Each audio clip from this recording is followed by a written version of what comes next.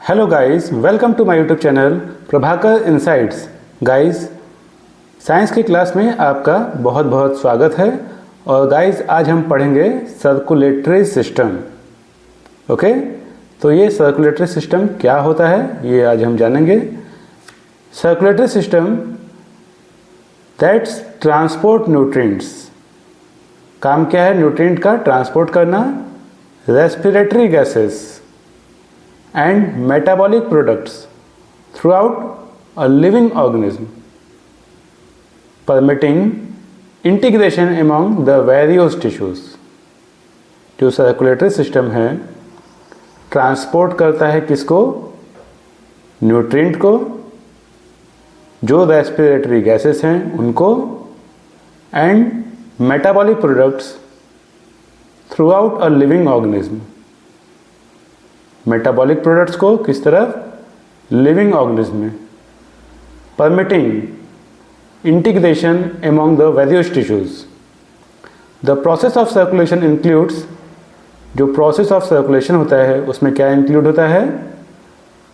Intake of metabolic materials, the convenience of these materials through out the organism, and the return of harmful byproduct to the environment.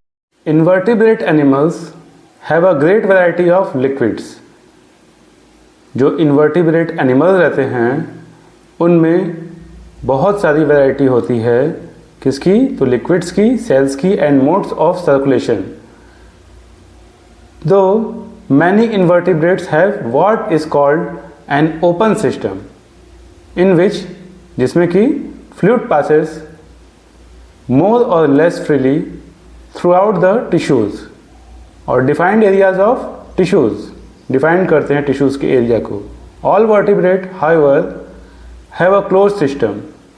जितने भी vertebrates रहते हैं system कैसे होते हैं उनके? लगभग क्लोज सिस्टम रहते हैं। that is their circulatory system transmits fluid through an intricate network of vessels। This system contains two fluid। ये systems दो fluids को contain करते हैं, blood and lymph, and functions by means of two interacting mode of circulation, the cardiovascular systems and lymphatic system।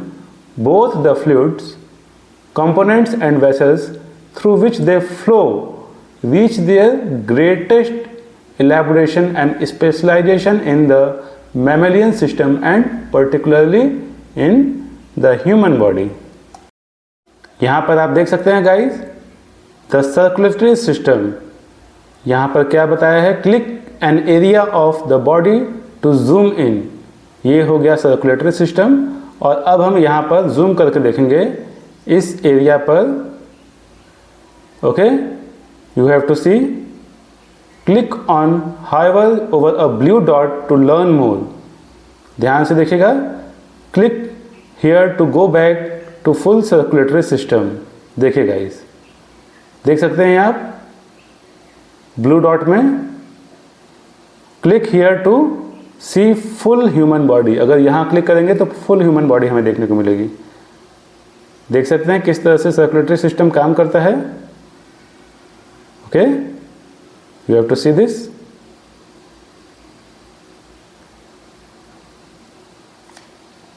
also you have to see this circulatory system in human body। you have to see this guys। अब हम देखेंगे main features of circulatory system. कौन कौन से main features होते हैं circulatory system के? Guys, इसका स्नैपशॉट ले सकते हैं, 2 से 3 बार रीडिंग कर सकते हैं, आप नोट्स भी बना सकते हैं। ओके गाइज, नोट्स बनाएंगे आपके लिए बहुत ही अच्छा रहेगा। General features of circulation.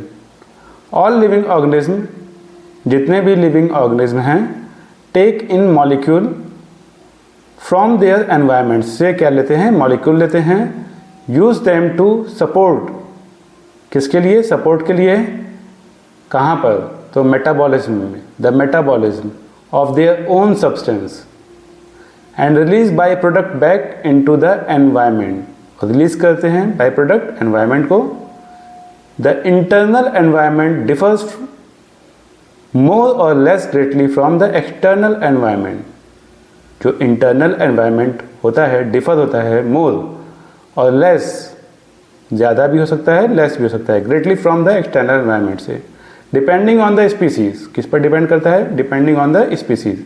It is normally maintained at constant condition by the organism so that it is subject to relatively minor fluctuations. In individual cells में either as independent organism or as part of the tissues of multicellular animals,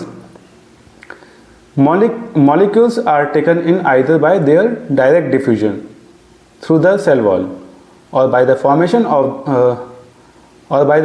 by the surface membrane of vacuoles that carry some of the environmental fluid containing dissolved molecules within the cell, cyclosis जिसको कहेंगे। Streaming of the fluid cytoplasm distributes the metabolic products. Molecules are normally conveyed between cells. जो molecules हैं normally conveyed होते हैं किसके बीच में? तो cells and throughout the body of multicellular organism in a circulatory fluid called blood, जिसे blood कहते हैं, through special channels called blood vessels by some of the pump, which if restricted in position is usually called a herd. In vertebrate blood and lymph, the circulating fluids have an essential role in maintaining homeostasis, the constancy of the internal environment, by distributing substance to part of the body when required and by removing others from areas in which their accumulation would be harmful. Okay guys, इसका snapshot लीजिएगा, self study कीजिएगा, because self study is very important. Okay guys, तो guys video पसंद आया हो तो like कीजिएगा, channel को सब्सक्राइब कीजिएगा और बेल आइकन को क्लिक कीजिएगा ताकि जब भी मैं साइंस की वीडियोज लाऊँ और लेटेस्ट टॉपिक लाऊँ तो आप तक वो पहुँच पाए। और वीडियो को जितना शेयर कर सकें उतना शेयर करिएगा। कोई भी डाउट हो तो कमेंट सेक्शन में पूछेगा। और साइंस की वीडियो अभी तक आपने देखनी स्टार्ट नहीं की है तो ज़रूर देखना स्टार्ट कर दीजिए। प्लेलिस्ट बनी हुई है, प्लेलिस्ट में जाइए, वहाँ पर स्टडी कीजिए, स्टेप बाय स्टेप आपको काफ़ी कुछ जानने को मिलेगा। वहाँ पर आपको हार्ट से रिलेटेड टॉपिक मिलेंगे देखने को, ब्लड से रिलेटेड टॉपिक मिलेंगे, 1 by 1 आप सारी स्टडी करिए, विद डायग्राम आपको सब कुछ वहाँ पर मिलेगा। ओके गाइज, तो गाइज मिलते हैं हम नेक्स्ट वीडियो में। Bye bye and take care to all of you.